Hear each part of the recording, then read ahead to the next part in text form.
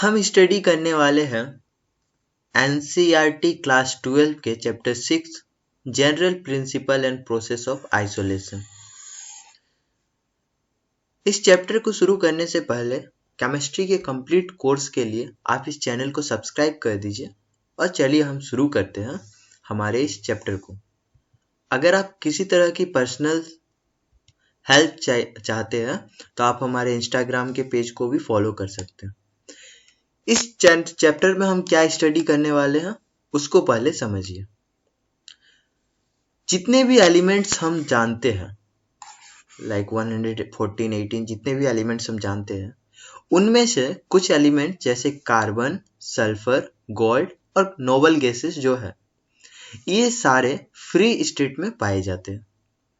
लेकिन इसके अलावा जो अलग एलिमेंट्स है जैसे सोडियम, पोटेशियम, मैग्नीशियम, एल्युमिनियम, ये अलग अलग एलिमेंट्स जो है ये किसी न किसी के साथ कॉम्बाइंड रूप में अर्थ क्रस्ट में पाया जाता है, मतलब कि हमारे जमीन के ऊपरी लेयर में पाया जाता है।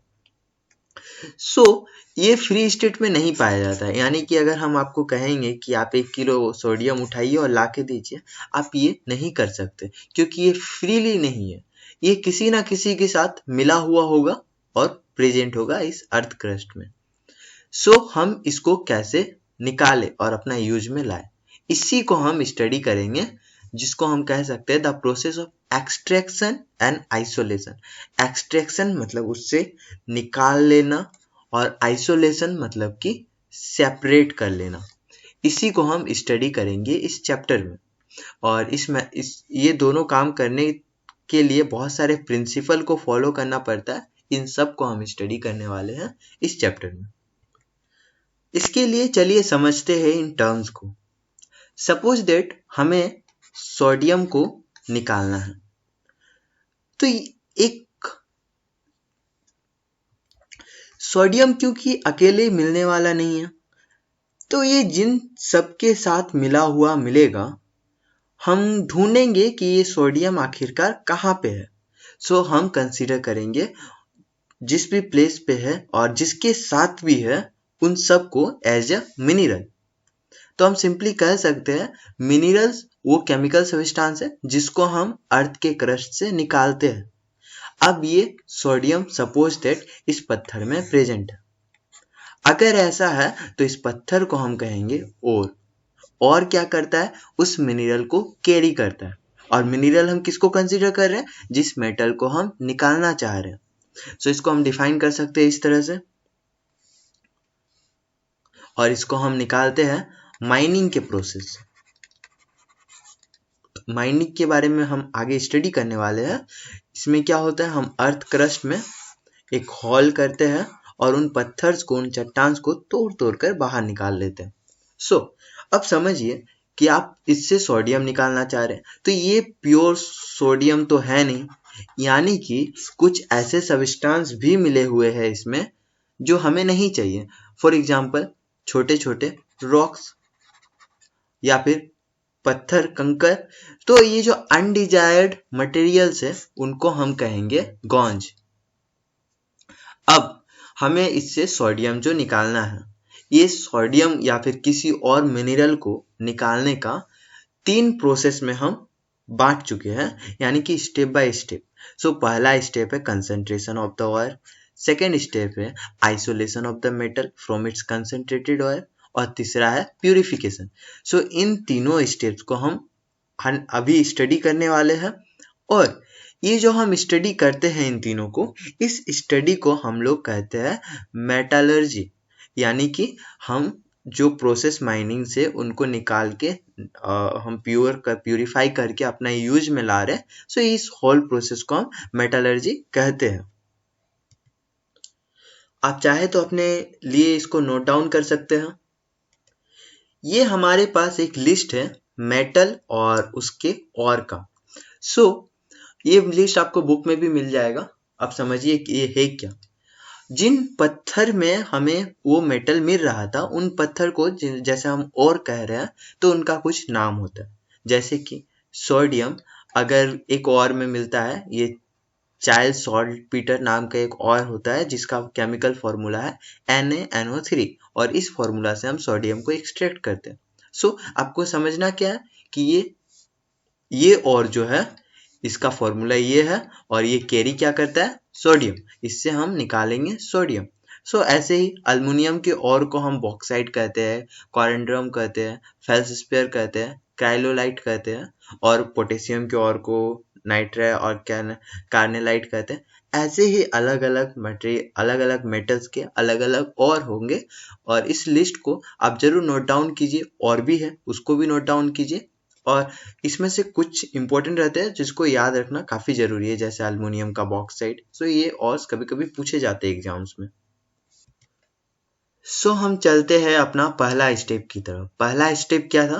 कंसंट्रेशन ऑफ और।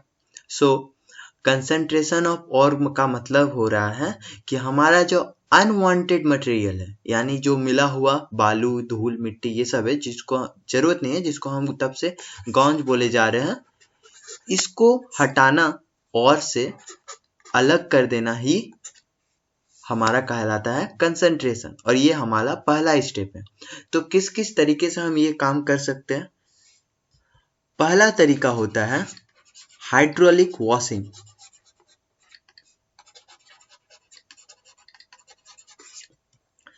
समझिए कि हाइड्रोलिक वॉशिंग में क्या होता है। हाइड्रोलिक वॉशिंग में ये हमारा स्ट्रीम ऑफ वाटर है। स्ट्रीम ऑफ वाटर यानी कि पानी का एक बहाव। सो ये पानी का बहाव को एक तरफ से छोड़ा जा रहा है और हमारा जो और पार्टिकल्स है जिसको हम हटाना चाहते हैं, मतलब सेपरेट करना चाहते हैं, उसको यहाँ से गिराया जा रहा है। अब होता क्या है, गौंज का और हमारा जो मेटल और है, इन दोनों का डेंसिटी अलग होता है। तो कुछ है जो पानी के साथ, ये जो गौंज है ये पानी के साथ बह के कुछ इधर तरफ आ जाता है, और ये जो मेटल और है ये बह नहीं पाता है और अल्टीमेटली ये मेटल और नीचे गिर जाता है। जब मेटल और नीचे गिरता है तो ये यहाँ पे फंस जाता है और हमारा जो काम था अलग करना, गौंज को मेटल और से अलग करना, ये हो गया। गौंज बह के अलग हो गया और मेटल और हमारा वहां पे गिर कर डिपॉजिट हो गया। सो इस तरह से हम अलग करते हैं हमारा मेटल और को और गौंज यानी कि अनवांटेड चीजों को। इस मेथड को हम कहते हैं हाइड्रोलिक वॉशिंग। हमारा दूसरा मेथड है मैग्नेटिक सेपरेशन।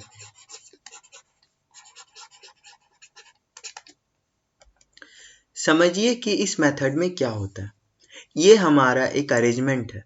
इस अरेंजमेंट में ये जो रोलर है ये मैग्नेटिक रोलर है और ये दो अलग अलग कंटेनर है।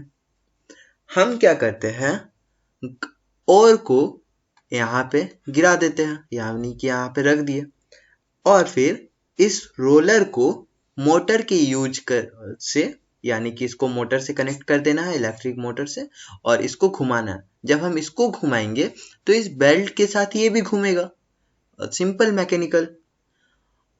और जब ये भी घूमेगा तो ये जो और है ये और धीरे धीरे इधर की ओर आएगा। अब समझिए, इस और में अगर ये प्रोसेस हम उसी के लिए करेंगे जिसका मेटल मैग्नेटिक अट्रैक्शन को शो करता है, तो ये क्या होगा, मैग्नेट के साथ इस तरफ अट्रैक्ट करेगा और फाइनली वो पार्टिकल, यानी कि वो प्योर पार्टिकल जिसको हम सेपरेट करना चाह रहे हैं, वो मैग्नेटिक पार्टिकल हमारा इस तरफ आके डिपॉजिट करेगा इस कंटेनर में। और जो मैग्नेट से अट्रैक्ट नहीं होगा वो पार्टिकल्स हमारा सीधे फॉल करेगा ड्यू टू अपना स्पीड। तो यहाँ पे एक सिंपल मैकेनिक्स काम कर रहा है और एक सिंपल सा प्रॉपर्टी काम कर रहा है, वो है मैग्नेटिक प्रॉपर्टी। हम इस प्रोसेस को कहाँ अपनाएंगे? उसी जगह पे अपनाएंगे जहाँ पे एक तरह का पार्टिकल होगा जो मैग्नेटिक प्रॉपर्टीज शो नहीं करता हो और एक तरफ का जो मैग्नेटिक प्रॉपर्टीज शो करता हो। बस हमारा मैग्नेटिक सेपरेशन का प्रोसेस यही था। हमारा तीसरा मेथड है फ्रोथ फ्लोटेशन मेथड। ये मेथड हम यूज करते हैं सिर्फ सल्फाइड ऑर्स के लिए, यानी कि जो सल्फेट कैरी करता है। हम क्या करते हैं, इसमें वाटर के साथ साथ कुछ ऑयल भी डालते हैं। ऑयल जैसे कि क्रेसॉल्स हो गए या एनिलीन हो गए, ऐसे कुछ, या फिर फैटी ऑयल कुछ हम डालते हैं। मतलब हम दो डिफरेंट टाइप का लिक्विड डालते हैं, आप ऐसे कंसीडर कर सकते हैं। और फिर जो सल्फाइड ऑयल होता है वो पानी के ऑयल के साथ मिलकर वेट हो जाता है। यानी कि आप कंसीडर कर सकते हैं कि जो सल्फाइड ऑयल है वो ऑयल में भीग जाता है और ऑयल के साथ प्रेजेंट रहता है। और जो गॉन्ज है, यानी कि जिनका हमें जरूरत नहीं है, वो वाटर के साथ भीग जाता है। सो ये अलग अलग जो कॉम्बिनेशन बना, इससे क्या होता है, हमारा ऑयल के साथ सल्फाइड अलग हो जाता है और पानी के साथ गॉन्ज अलग हो जाता है। और हम इस प्रोसेस में इस पूरे को धीरे धीरे करके हिलाते हैं, स्टेयर करते हैं और इस प्रोसेस को कंटिन्यू करते हैं। बस यही है फ्रोथ फ्लोटेशन। इसमें हम सिर्फ सल्फाइड ऑयल्स को ही कंसीडर करते हैं, क्योंकि ये ऑयल में इजीली वेट कर जाएगा, ऑयल में इजीली डूब जाएगा और भीग जाएगा। कभी कभी हम दो सल्फाइड और को भी एक दूसरे से अलग करने के लिए इस प्रोसेस का यूज करते हैं।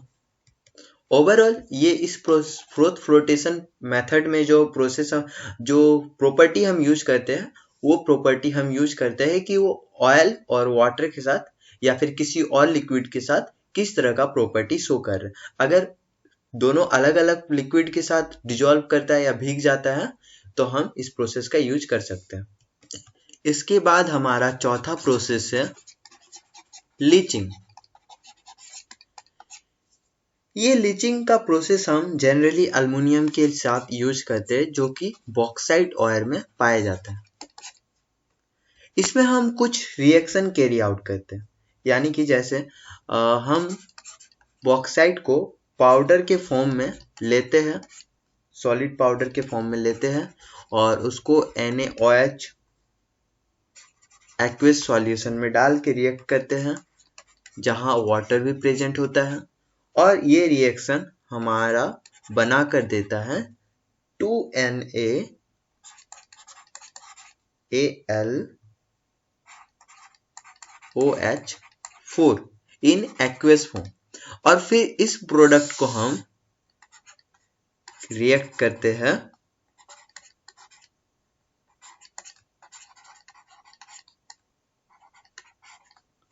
CO2 के साथ, और ये हमें बना कर देता है Al2O3 और कुछ अमाउंट में वाटर। ये X एक नंबर है और साथ में सेपरेट हो जाता है NaSCO3, सोडियम बाइकार्बोनेट। और फिर हम इसको सेपरेट करते हैं डिकम्पोजिशन से। इसको डिकम्पोज कर देते हैं एट 1470 केल्विन और ये हमें देता है अल्युमिनियम ऑक्साइड प्लस वाटर। सो हम लीचिंग में इस कुछ केमिकल रिएक्शंस कंटिन्यू करते हैं और उन केमिकल रिएक्शंस के बाद हमें मिलता है फाइनल जो हमें प्रोडक्ट चाहिए। और लीचिंग मेथड बस ऐसा ही है। लीचिंग हम कुछ और ये के साथ भी कर सकते हैं, मेटल्स के साथ भी कर सकते हैं। उसके लिए कुछ जनरल फॉर्मूला होंगे, मतलब जो मेटल जिस तरीके से रिएक्ट करके हमें अपना एक सिंपल सा फॉर्म देगा, हम उसी को उस तरह से रिएक्ट करेंगे। सो ओवरऑल ये था हमारा पहला स्टेप। इसके बाद हम आगे की स्टडी करेंगे हमारे सेकंड वीडियो में। सो इस चैनल को सब्सक्राइब कर दीजिए।